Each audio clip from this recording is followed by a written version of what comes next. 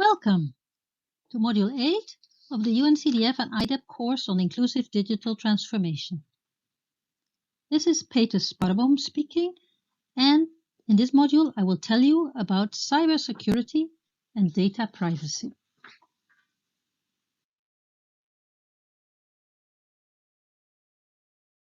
The increased interconnection of systems and devices has been accompanied by increased exposure to cybercrime.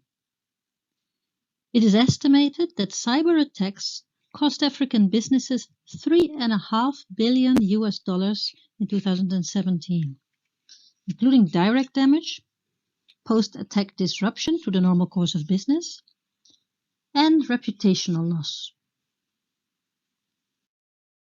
The indirect costs of cybercrime include low public confidence in online security, which makes people hesitate to use the internet and make electronic transactions.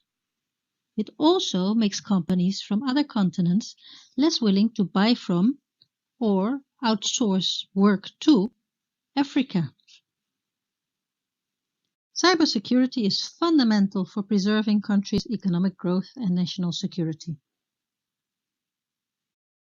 The expansion of cyberspace is also creating ever greater concerns about breaches to the privacy of personal data.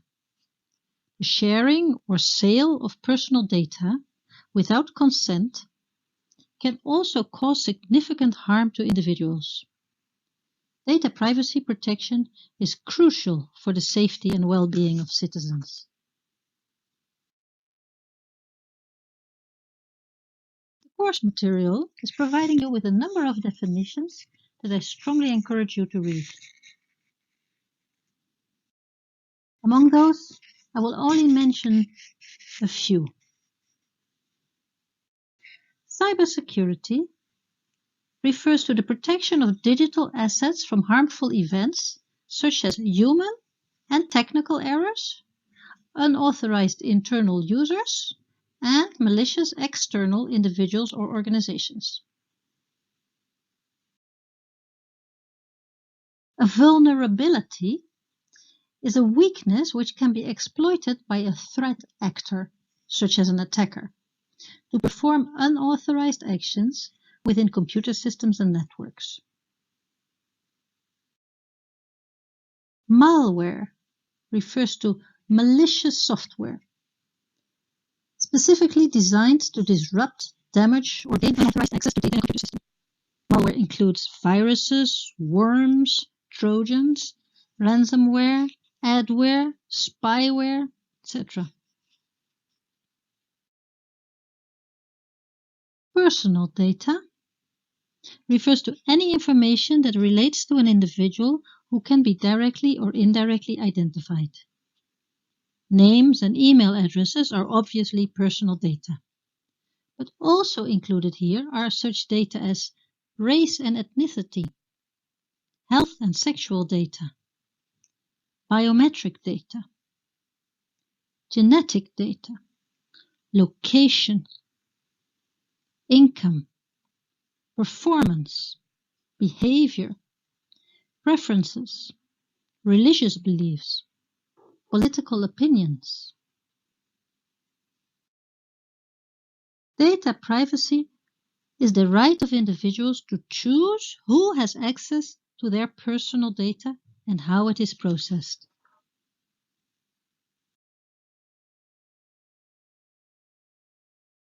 So what is the state of cybersecurity and data privacy in Africa?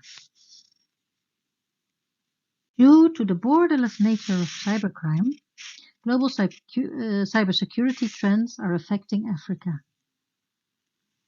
Over the past few years, ransomware, scams, malware, website and software vulnerabilities have been particularly significant. In 2019, Africa was affected by a 118% global increase in ransomware attacks, increasing ATM attacks, and a rise in regionally coordinated attacks in East Africa.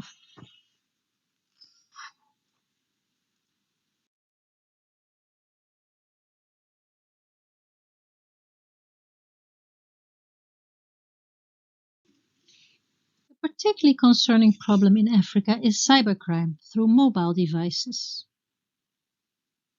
Cybercriminals use mobile phones to trick victims into sharing banking details and other personal information. In the module, you will find some examples.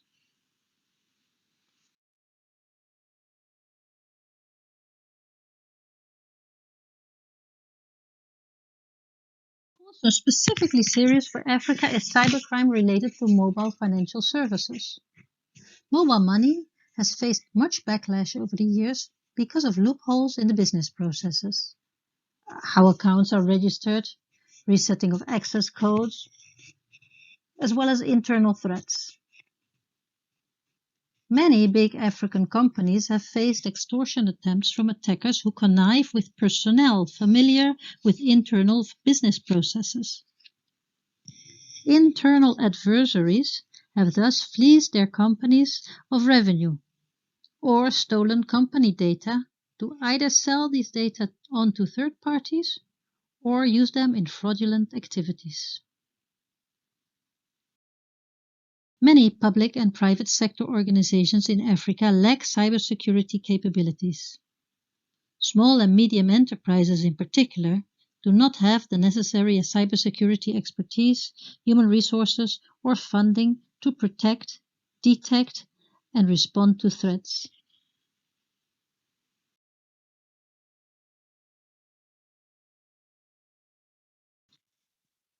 Government commitment to cybersecurity differs significantly from country to country.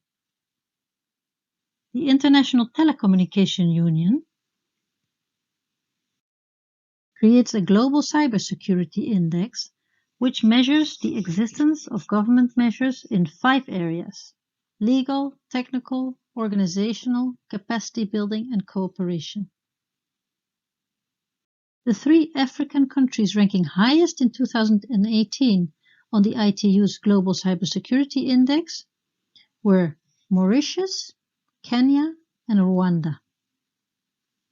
According to UNCTAD, 39 African countries had some kind of cybersecurity legislation in place in 2020.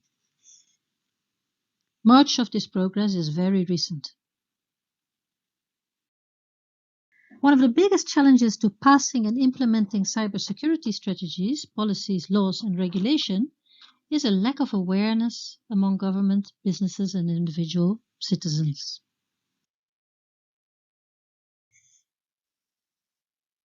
The call for data privacy protection in Africa is relatively recent. Reasons for the increasing interest in data privacy protection include the growing use of computers and mobile devices, the digitalization of ID documents and electoral lists, growing outsourcing of activities from European countries, human rights concerns, the need to create trust for customers, the need to create legal certainty for foreign companies operating in Africa, and ambitions to be EU compatible. Challenges to guaranteeing data privacy in Africa are diverse and include the common practice of sharing devices, a lack of awareness of the dangers of giving consent for the sharing of data, and widespread inability to fully understand privacy notices. As is the case for cybersecurity, government commitment to data privacy differs per country. By February 2020, 32 out of 55 African countries had enacted data privacy laws. And it is expected that by the end of the 2020s, there will be few African countries that have not enacted a data privacy law. Almost all data privacy laws enacted in Africa have been brought into force. However, implementation is not fully effective in 15 of the 32 countries because a data protection agency separate from a ministry has not been appointed.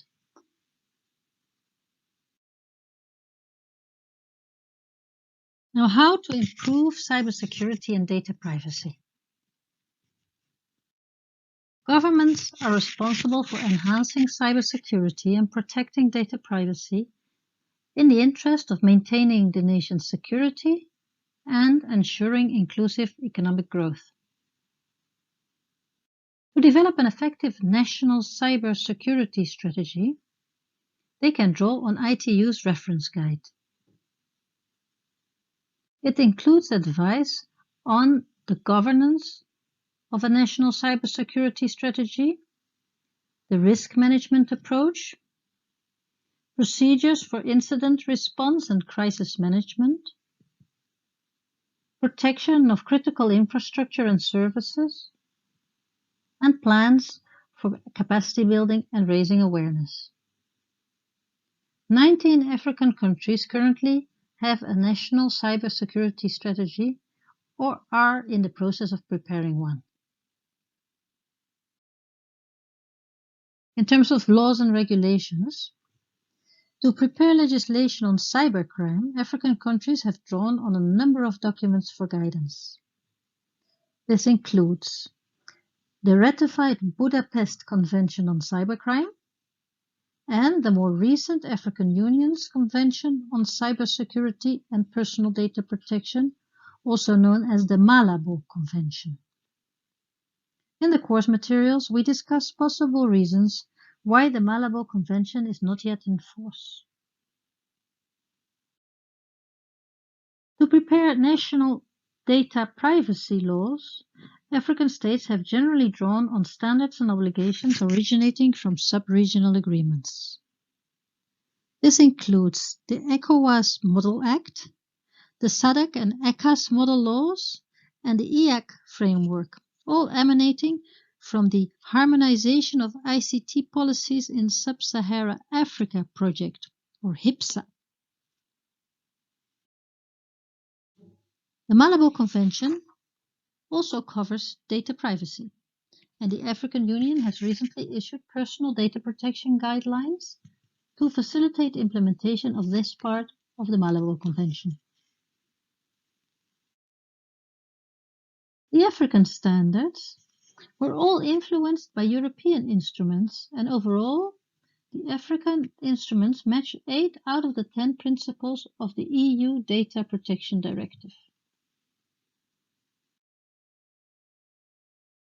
The development and implementation of strategies, policies, laws, and regulations require major government investment in computer emergency response teams, data protection authorities, awareness-raising campaigns, cybersecurity and data protection capacity building for policymakers and IT professionals, research and development, and international coordination and collaboration.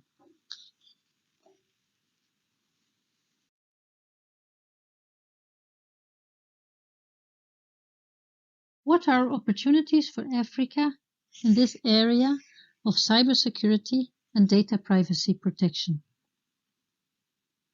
A lot of work is being done in this area on an international level. In 2018, the African Union Executive Council adopted cybersecurity as a flagship project of the African Union Agenda 2063 and set up a cybersecurity expert group. The group is expected to propose decisions on the promotion of cybersecurity for socio-economic development in Africa. With this, we've come to the end of Module 8. I look forward to speaking to you in Module 9.